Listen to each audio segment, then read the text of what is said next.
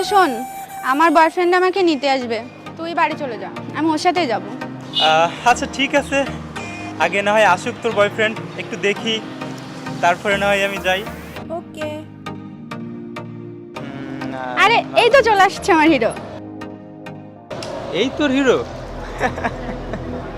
এ তো একেবারে পুরো ক্লাসলেস, একটা সাইকেল নিয়ে নিতে আসছে তোকে। একটা বাইকও পর্যন্ত জুটলো না। ও মামা,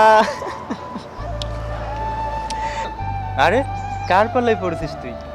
তুই এত সুন্দর, আর আমাদের বন্ধুরাও অনেক বড় লোক, অনেক হাই সোসাইটি, আর তোর সাথে কি মানায় নাকি?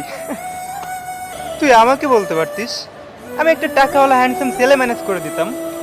আচ্ছা তুই তাহলে যা তোর সাইকেল হিরোর কাছে, আমি তাহলে চললাম।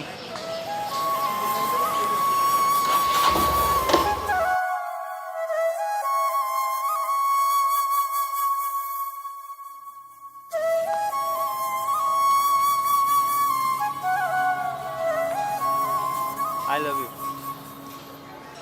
কি করবে দাদি আমি? এসব ন্যাকামি আর কত করবা তুমি?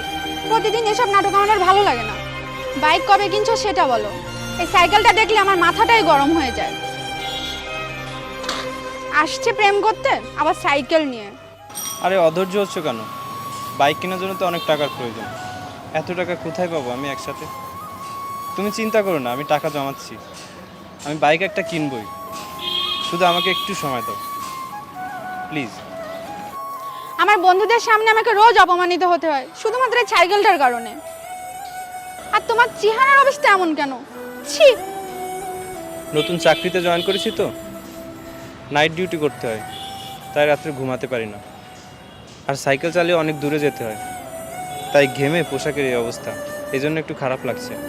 তুমি আমাকে একটু সময় দাও, আমি সব কিছু ঠিক করে ফেলবো। আমি যাব না তোমার এই ভাঙা সাইকেলে।